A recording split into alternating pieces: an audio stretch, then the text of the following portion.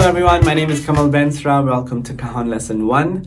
In this lesson series, we'll be learning how to play the cajon systematically, and today we'll be learning how to create the various tones on the cajon. So if you're ready, let's go. So there are 4 tones on the cajon: the bass tone, the snare tone, the slap tone, and a tone that's played on the sides of the cajon, and I call that the side tone.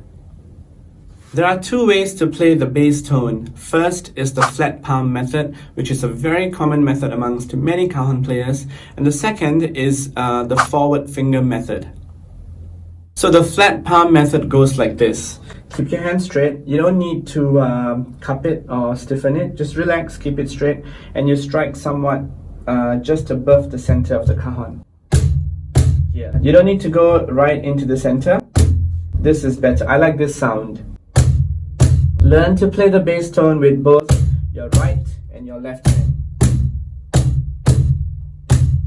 After you strike, don't leave your hand on the tapa, which is the playing surface. Don't leave it there like this. See that sound? It's not very desirable. So you want to bounce your hand off. Don't bounce your hand intentionally, just let it bounce on its own freely. Next, we have the forward finger method. All you have to do is just cup your hand like that.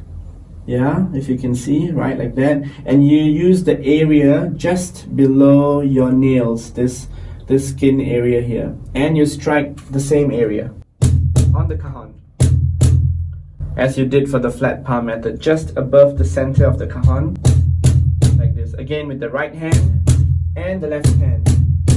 Why you need to practice with both hands is because as you get better, you'll use both hands interchangeably for the bass tone. It'll take you some time to get used to the forward finger method because it'll be painful and in the beginning because you'll be striking the cajon with this area, and it's more sensitive, I believe, and hence it'll take you a longer period of time to get used to it. It'll be painful in the beginning. Just bear with it. Don't strike too hard because you don't want to hurt your hand. Just strike it enough to create an audible sound. Yeah, so that's the bass tone. Then you have the snare tone, and you strike it somewhere here, like this. Don't go too low because then it becomes too bassy, and don't go too high because that's another tone which you'll know in just a bit. So that's the snare tone. Next, we have the slap tone. One thing to note is not all cajons have this area where you can create the slap tone. It's just here above the snare tone area. So this is how the slap tone sounds. First of all, you just use the front portion of your fingers, not the whole finger area, but just the front portion. Yeah, just here, right? And that's the slap tone.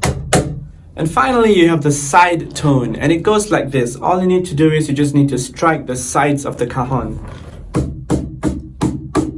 and you get this somewhat bongo kind of woody sound, which is a little different from the snare or slap tone, and it's pretty nice. That's it. Just hit the sides.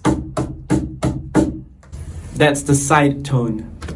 One last thing to note is you always want to keep your back straight when playing the cajon. You don't want to slouch forward or bend forward because you'll end up hurting yourself. So you always want to keep your posture straight. So as you play,